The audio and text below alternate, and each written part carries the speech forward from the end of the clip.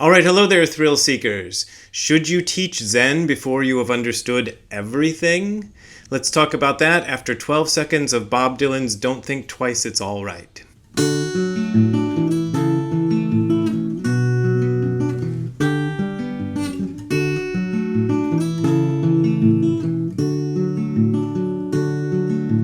All right, hello there, thrill seekers. If you have signed up for the retreats that I advertised earlier this year in Europe that start next month in September, please don't unsign up for them because they're still going on.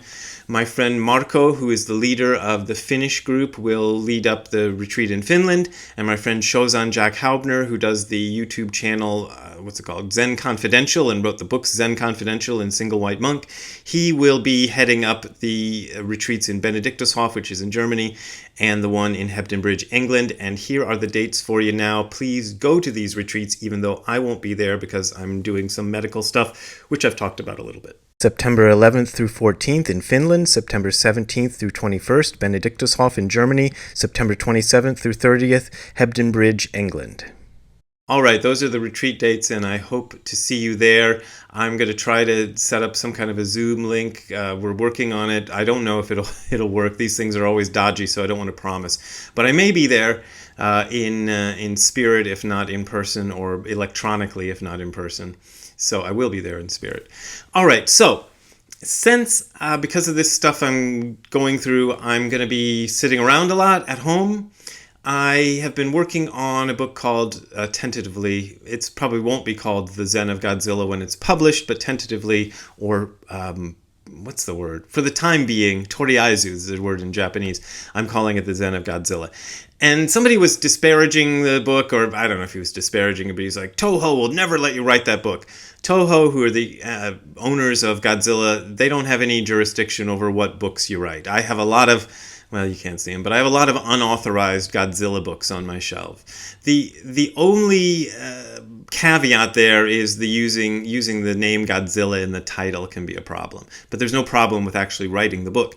And I think you will be surprised because I'm actually enjoying this book a lot, and I feel like I am making some interesting connections between Zen and the Godzilla movie series, which, anyway, it's mostly about Zen. So don't worry, it's not going to be like a boring Godzilla book if you're not interested in Godzilla.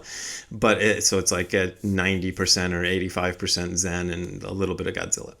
Anyway, because I'm going to be sitting around a lot, it occurred to me that maybe I should also work on another book. I've done this before. I've worked on two books at the same time concurrently, and sometimes they end up both coming out, and sometimes I end up dropping one and going with the other. But I thought maybe I would do something similar to what I did in Don't Be a Jerk and It Came From Beyond Zen, where I paraphrased Dogen and explained what I thought Dogen meant. Because I feel like Dogen is one of the great commenters about Buddhist practice and about meditation practice in general. But often his stuff is really hard to understand because it's so full of allusions to things that even I've been studying Buddhism for years, and often I'm lost on what these little allusions he'll make are. Helpfully, Nishijima Roshi has annotated most of this, so you can just look up what they are. But anyway, so Dogen is hard to understand, and I want to make him easier to understand.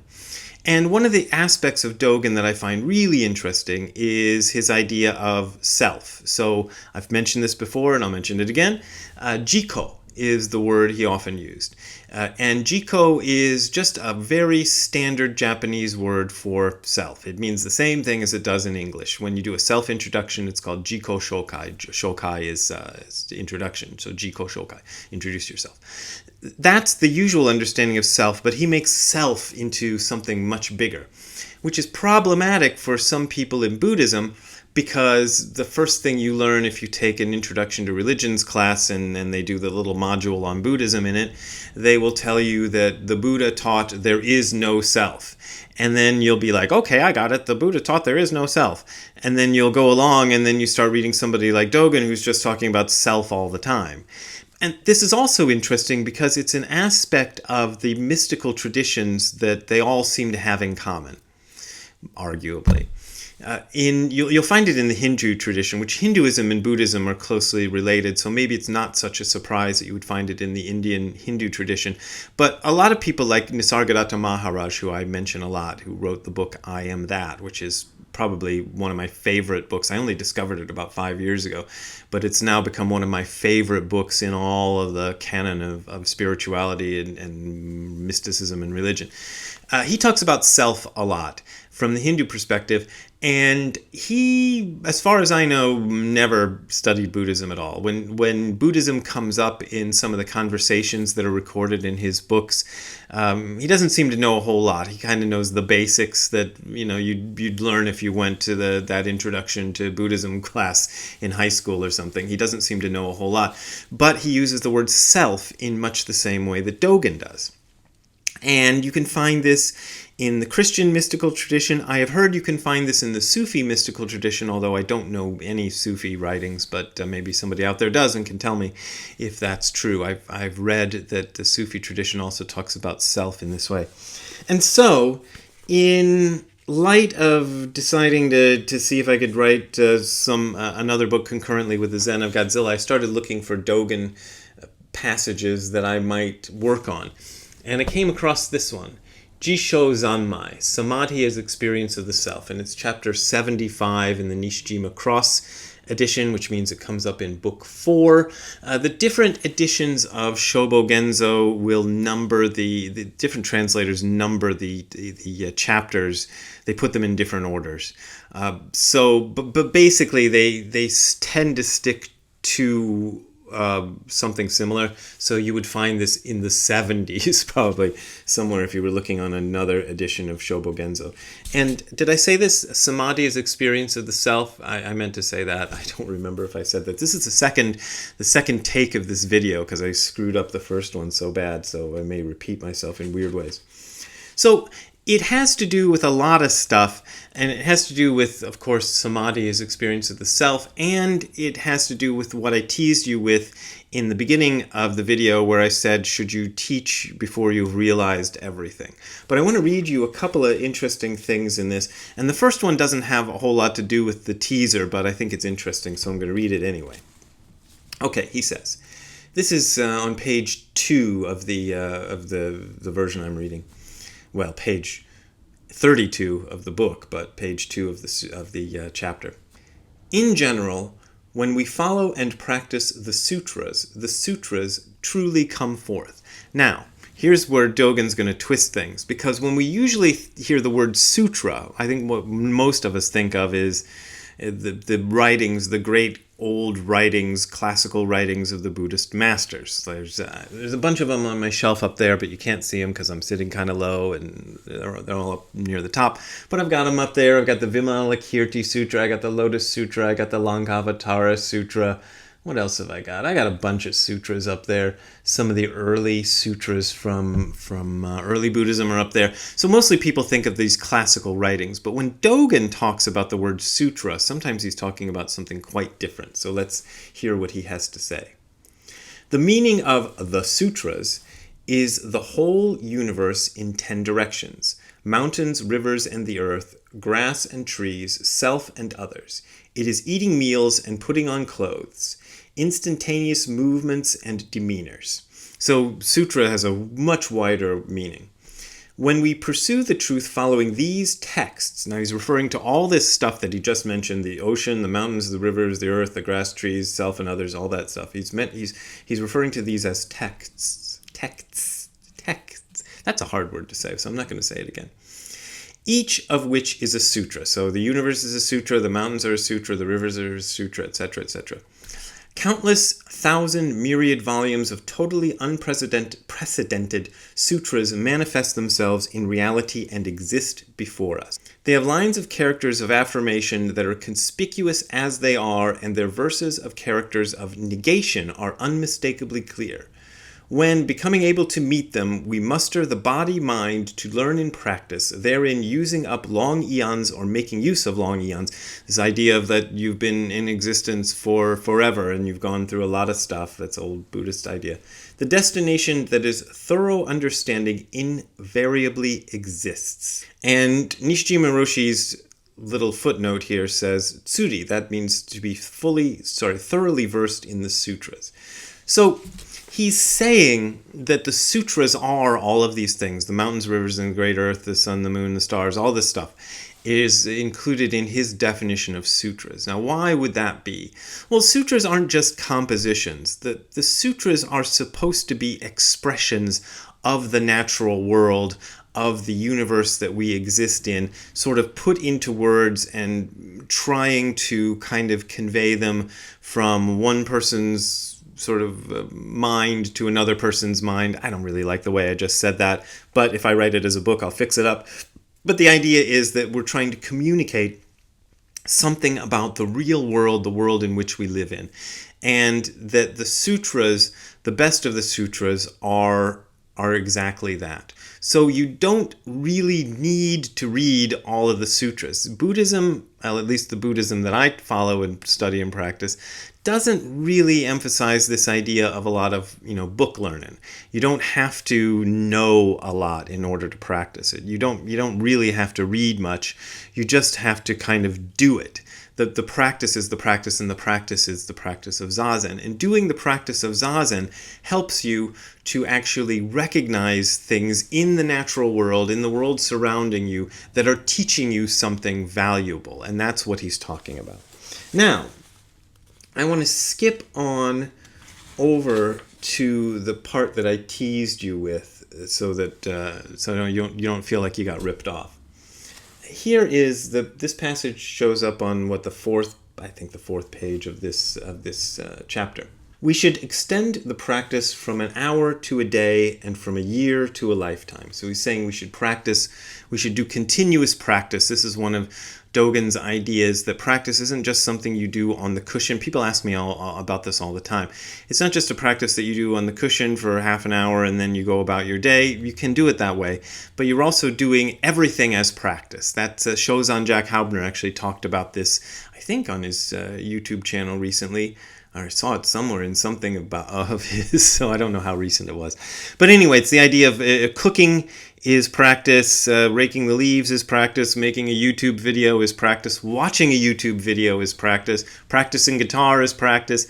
Everything is practice because you approach it in the same mind that tries to let go, open the hand of thought, let go of thought, and actually attend to the business at hand, the thing you're actually doing. He says we should let the Buddha Dharma play as our soul. Now that's an interesting line, because soul, when I talk to you about no self, one of the other ways of understanding no self in early Buddhism is no soul. So there was that idea in Hinduism of Atman as a soul that lives inside your body and departs when you die. That, I think, is mostly what Dogen is, not Dogen, what the Buddha is referring to when he talks about no self. He's saying there isn't this little ghost in you that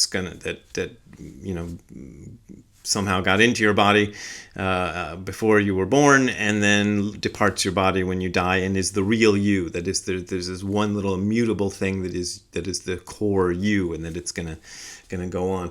That's not what he's talking about when he talks about self. But let's just leave that aside, because that gets complicated and it gets off the topic that I wanted to talk about. Here is what I wanted to talk about. Do not think, on the contrary, that because we are not yet clear, we should not preach for other people. If we expect clarification, we will not achieve it even in countless kalpas. Kalpa is a very, very long period of time. It's a Buddhist idea of a huge amount of time. Even if we have clarified human Buddhas, we should further clarify celestial Buddhas. Even if we have clarified the mind of mountains, we should further clarify the mind of waters. Even if we have clarified dharmas arisen from causes and conditions, which means real entities that arise from direct or indirect causes, that's the footnote, we should further clarify dharmas that are beyond causes and conditions. Even if we have clarified the outer limits of a Buddhist patriarch or Buddhist ancestor, we should further clarify the ascendant state of a Buddhist patriarch. To intend to complete the clarification of these things in one generation, and thereafter to act for the benefit of others, is not diligent effort. It is not to be a stout fellow. Stout fellow is a translation of a word that you hear a lot in Japan, which is daijobu. And daijobu is usually these days in Japan means, are you okay? If somebody slips and falls, you go, daijobu? And then they say, daijobu, daijobu, I'm okay. But it literally means a big, stout fellow. And it's an expression that comes from ancient Chinese. And anyway, that's what he's referring to. And he says it's not that to expect to clarify everything before you teach. And is not learning in practice. In sum, as students of the truth of the Buddhist ancestors, from the time we learn in practice one method and one standard, we let our will to teach others rise to pierce the heavens. We thereby get free of self and others. Going further, if we exhaustively explore the self, we will already have exhaustively explored the external world. And if we exhaustively explore the external world, we will already have exhaustively explored the self, and so on and so forth. But I think this is a wonderful idea and a wonderful teaching, and it's great for me personally, because I feel sometimes like, oh, do I really know enough to teach? This is how I felt when Nishijima Roshi first kind of put it on me to teach. He kind of forced me. I've said this before, so sorry to bore you. But he kind of forced me into a situation where I had to teach Buddhism. He said to me in a private meeting we had one day in the probably 90s when I was a student of his. He said, oh, I'm getting very old and it's tiring to teach these English classes every Saturday. Would you mind taking over these classes? And I was like, oh God, yes, I would mind. I really didn't want. I felt totally inadequate, totally out of my depth to try to teach this, especially since there were people who were there who had, some of the people who were regulars had been there longer than me. But they were kind of not people who had any desire to teach, and I didn't really have any desire to teach. But anyway, I worried that these people would resent me, and some of them did, for usurping the role of the teacher. And then he put it on me to do his retreats. Same tactic. He said, oh, I'm getting very old, and it's tiring to run these English language retreats every summer. Would you mind taking them over? And like, oh my God, yes, I would mind. I really don't want to do that. But I was kind of forced into the situation, and I had to teach. And then I wrote a book about it and all these other things. And I'm often, even, it's been, how long? More than 20 years since that happened. And I'm still doing this thing. I'm teaching in person whenever I can, and I'm teaching online a lot. I'm doing these videos and stuff, and it's a kind of teaching, even though I say it's entertainment mostly, but it's also teaching. And I think, oh, should I even do this? Because I don't know everything about everything.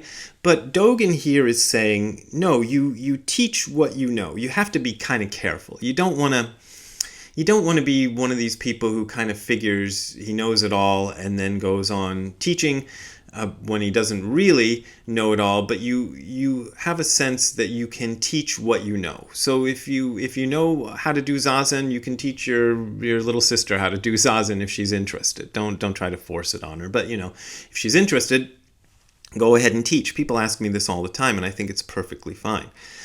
So I think that's a really good teaching, but you do have to be careful. And as I am speaking this aloud, it finally sort of dawned on me what the rest of the chapter is about, which I was going to ignore, but I'll tell you about it now because it sort of dawned on me as I was speaking what it's about. Because the chapter is funny in that it starts off with this very positive sort of affirmative stuff about how, you can teach even before you've learned, and a lot of stuff about the nature of the self, which is really interesting, and I haven't gone into that, and what that means in Buddhism. So that's the first half of the chapter. Then pretty much the second half, or maybe the final third of the chapter, is just this kind of rant against this guy. Let me see if I can... Soko is who he calls him. In the great Sung era of Shoko, which is the years 1131 to 1162, which is not that long ago. Dogen was writing about 100 years after that. There is a certain Soko, the Zen master Dai-e of Kinzan Mountain. And he basically, Dogen goes on this epic rant about how Soko got everything wrong and he shouldn't been shouldn't have been teaching, and people who are followers of Soko, you just don't listen to what Soko has to say, and get it from somebody who's a better source. Hi, this is Editor Brad here a few hours after I made that video, and I'd like to kind of make a correction to what you're about to hear in the rest of the video before we go on. When I was reading that out and talking about it, I hadn't intended to talk about the ending of the video where he goes on the big diss against the guy that in the Nishijima Cross version is called Soko, but I did anyway, and I said some things, but I didn't realize who I was talking about. So, I looked him up in the Sotoshu Shumucho version, and here is what they say about the guy that Nishijima and Cross refer to as Soko. They use his Chinese pronunciation of his name. It says, for the remainder of this piece, they also divide it into two halves like I did, Dogen engages in an ad hominem attack on the influential 12th century Chan, that means Zen, figure Da Hui Zonggao, so that's the same as Soko, who liked to use the expression self-verification and self-awakening. Dogen dismisses this monk as an ambitious lightweight, never certified by his teachers. Da Hui was the most prominent representative of the Linji, that is Rinzai, lineage in his day, and the teacher of Zhaowan Deguang. I'm not sure what the Japanese pronunciation of that guy's name is. I'd probably recognize it if I saw it. Anyway, let's go on. Some of whose Japanese Dharma descendants made up the leadership of Dogen's community. So a bunch of these people had gone into Dogen's community. Hence, the comments on Da Hui here are often read as a contribution to those students' re-education. Dogen ends his essay with the claim that only his Chaodong, that is Soto, lineage represents the line of direct descent of the Buddhas and ancestors. So it's kind of a big diss against a very prominent Rinzai teacher. And I didn't realize that when I made the video, and so the things I say might come across to some people as me insulting the Rinzai teacher and maybe Rinzai lineage itself. And I don't mean to come off that way. I just didn't realize who this was. But I also stand by what I said because this is what Dogen says about him. So I'm reporting to you what Dogen says about this guy and what kind of guy he is. So that's what I'm talking about in the video. And please, if you're a Rinzai guy or a Rinzai gal or whatever, don't get insulted. I didn't mean to insult Rinzai. Okay, back to me in the previous incarnation of this video. It occurred to me as I was talking about this, the other stuff, that what he keeps saying about Soko is he's one of these people who figured he knew it all. He had some kind of a big experience during his practice, some kind of a so-called enlightenment experience. And a lot of people who go through these sort of enlightenment experiences, these sort of big mystical experiences, will get very full of themselves and decide they know it all, they've figured everything out, and they know better than anybody else, and they're going to teach everybody all the wonderful things that they've learned from their enlightenment experience. I kind of know this from practice. My own experience with this was I had a teacher, Nishijima Roshi, who kind of squashed that out of me early on, but I did have that feeling after some of the experiences I had around Zazen that like, whoa, I got it now, I'm going to go out and tell everybody everything and they're going to listen to me. And most people didn't want to listen to me and they thought I sounded stupid and I couldn't understand that. And Nishijima Roshi kind of cut me down a peg or two about the nature of these experiences and how much they're really worth. But we've got this example here of this guy Soko, who Dogen is saying we shouldn't listen to because he is one of those people who is doing the opposite of what he's saying that you ought to do. So you ought to go ahead and teach what you know, but you don't want to be like Soko, who figured he knew it all and didn't really. And so I've got to work on that part, but that's the end of the chapter, and I didn't even want to go into it, so I'm probably doing a terrible job. But the main thing I wanted to say is that idea of should you teach before you've mastered everything? Well, yeah, you should go ahead and teach before you've mastered everything. I think that's a perfectly adequate thing to do. Just don't get too full of yourself. Just don't try to be something you aren't. Don't misrepresent yourself as a master or something like that when you're not really, like certain people have done in the past, Zen Master Rama and people like that. Don't be one of those guys. I think maybe Soko is the Zen Master Rama of his day. And Zen Master Rama, who I've talked about, he was a guy, Frederick Lenz.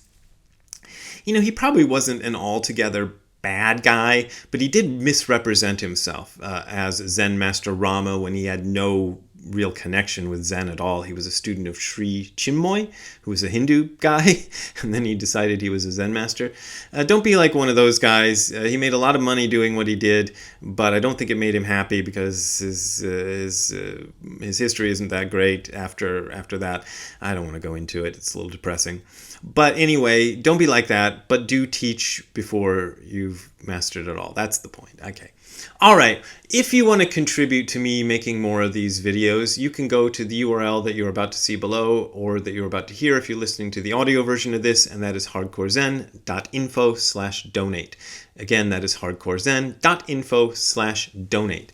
That is where you will find links to my PayPal and Patreon accounts, and those are my main ways and really my only way this year of making a living because I had to cancel on those retreats, which means I'm losing out on the income from those retreats. So any contribution you make helps, and I really appreciate it. But as always, you don't have to contribute if you don't want to contribute. All right, we will see you next time. Have a good time all the time. Bye. Hey, Ziggy. Hey, Ziggy, how you doing? He's got his little red bandana on, and he's kind of just wants to lay here. It's hot outside, but it's not so bad in here, Ziggy. I don't know why you're feeling so tired. We didn't even walk very much this morning. Look at you, Zig. All right, we'll talk to you later, Ziggy. Have a nice nap. That's all you do is nap. Bye. That's not true. He does other things.